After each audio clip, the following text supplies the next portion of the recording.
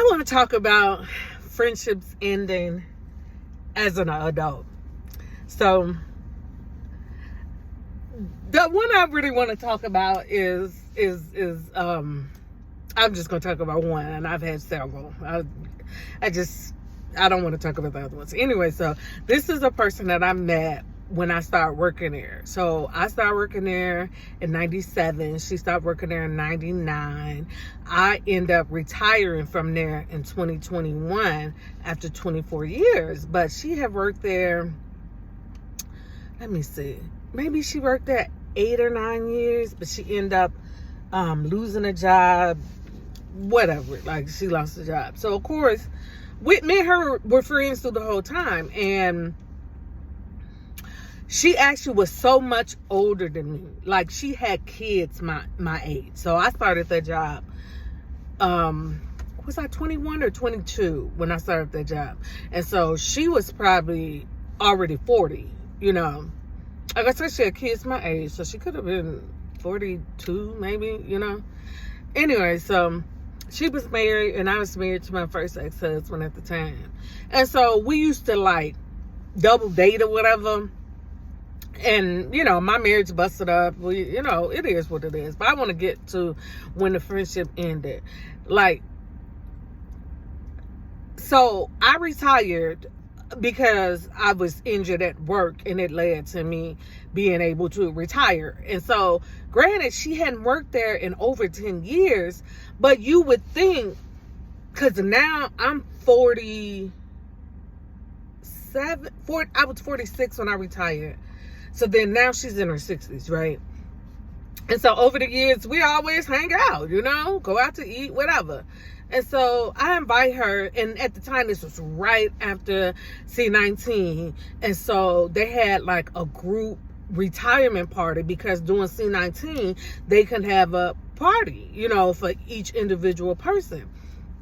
And so by the time the retirement came, it was group. And so because it was a big party, you only can bring 2 people. And so, of course, I'm going to bring my mom.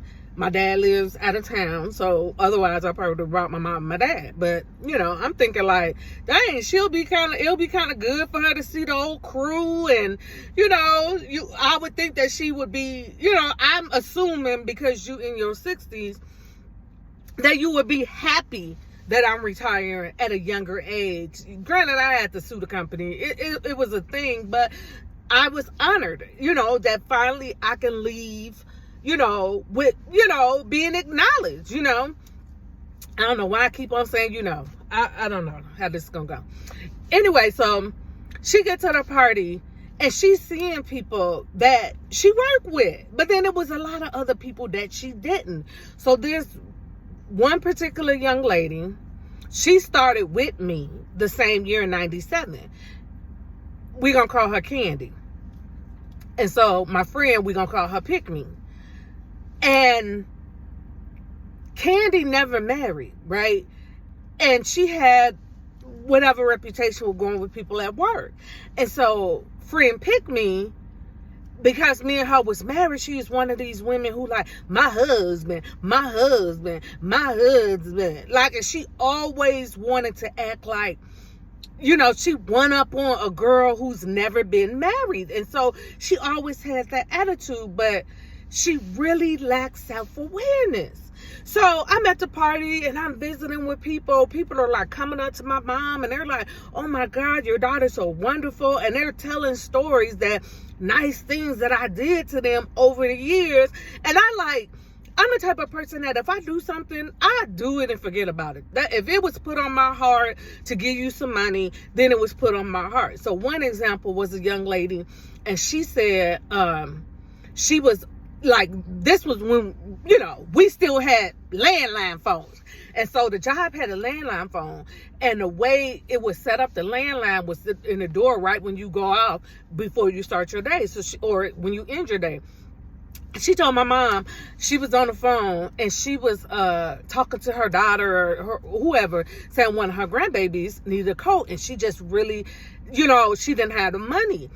I'm the type of person that I always keep emergency 20, emergency 40, an emergency 50. And I always say, and so she told the story to my mom, and I actually just did not remember this story. She said I took an emergency two $20 bills and just gave her a hug and put the money in her hand, and I went on about my day. Mind you, she said that baby is on her way to high school. So this how long ago it was. But again, when I do stuff, I do it and I forget about it. So this is what I'm going, like, and I'm really like feeling good because everybody's like, oh my God, your daughter is so sweet. And everybody's like, your daughter did this for me. Your daughter did this for me. It's stuff I literally forgot about because I don't do stuff for no, I do it because that's put on my heart. So this is what I'm doing with my mom. And Pickme over there talking to everybody. Some people she knows, some people she didn't. But, I mean, it was what it was. I was kind of overwhelmed. And so I didn't take it all. I had to take it all in because I had worked there for 24 years and 4 months. And so it wasn't like, all this is going on and you aware of everything. So I drove and she gets in my car.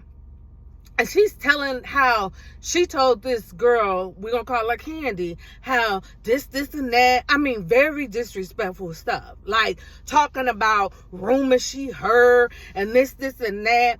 And I said, oh, girl, I know you didn't. I know you did not say that to that girl. Like, what? My mom lives like 45-minute drive. So at first, I was going to take her and drop my mom off first, and then me and her can visit. I dropped that chick off, and I promise you ain't never seen her again. And it took after the fact for me to really process everything that happened. Mind you, after this happened, I was like, talking to my mom, like I dropped her the heck off. Because I was like, I was pissed.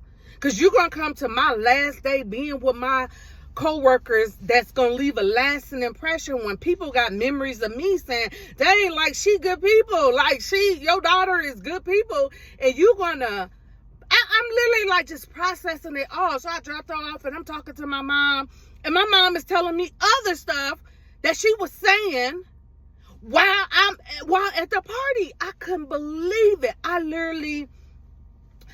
And I'm the type of person, I just found all my phones. So I keep all my previous phones, like my current phone. I keep the old phone so I can have old phone numbers, like my phone book, right? So I went through my phone because I know the girl she hangs with, and I'm going through all my phones. I got to find a charger and do this and charge up an old phone because I know I got this former co-worker, this co-worker that's friends with her. So I finally find the number of co-worker 2, and I text her and I'm like, yeah, this is me. I just found out during a retirement party that my guest said this and that. I really want to apologize from the depths of my heart. Like, I'm so sorry. Can you give her my number? Please tell her I'm not like that. Not as soon as I sent the text, she sent a text back and said, do you know I'm on the phone with her right now? I just read the text. She was like, she said, thank you. But we know that wasn't you. Because we've known you for 24 years and 4 months. We know you're not like that. But the moral of the story is, you honestly be thinking because you be friends with somebody for over 20 years and that the person is of a certain age that you expect them to behave in a certain way.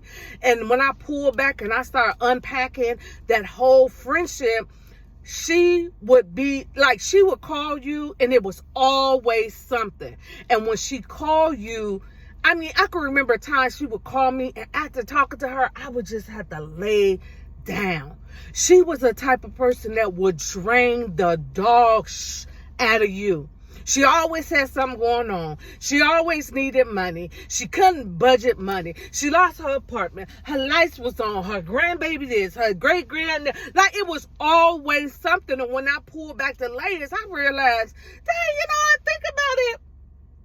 She never would, like, she wasn't the type of person to call me, hey, how you doing? How's your day? None of that.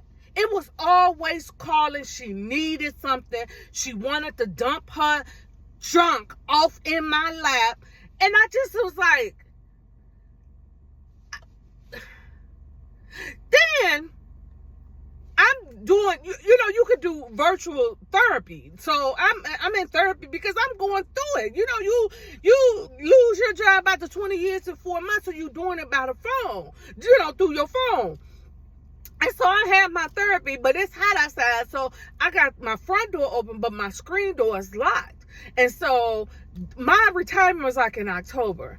This probably was like in April, May, whatever. It was warm outside. She called my phone, but I had whatever I had going on.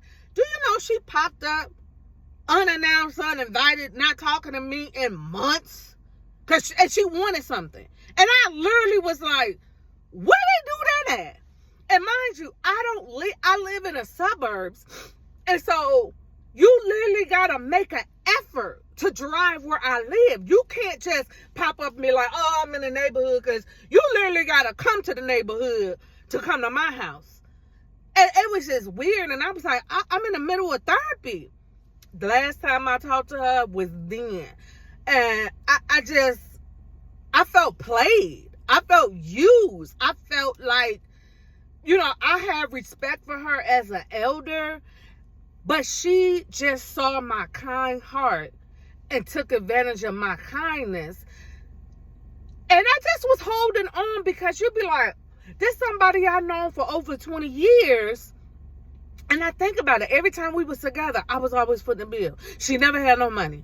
Every time we was together, it was always, oh, meet me here. Then we get there. She like, oh, my card ain't working. Oh, I thought my check was going to hit. It was just a one-sided friendship.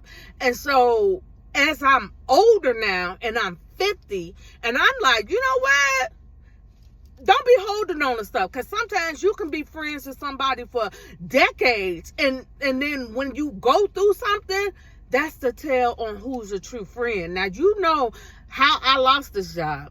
You know I was going through 2 doggone lawsuits, fighting 2 lawsuits to get retired, and this is how you leave the legacy. And I just was like, what? Don't hang on to friends because you had them for all them years. Just sit back, take back like an end of the year. It's winding out. What is it, December 5th? December 3rd? We got a couple more days at the end of the year. And this is when I do my self-reflection. And the more and more I reflect, the easier it is to let people go, including my family. I'm going to do another video about conversations that I had with my immediate family, which my mama, her kids, her grandkids, and not the outside. Well, I don't know. I shouldn't say outside family, but, but yeah. Don't hang on to friends. I remember my grandma used to say, you had 3 types of friends in this world. Friends for a reason, a season, or a lifetime. Problem is, a lot of people think that a lifetime friend, I considered her a lifetime friend, and no, actually, she was a friend for a season or a reason. I don't really know, but I know she wasn't a lifetime friend. But this is just my message that let people go.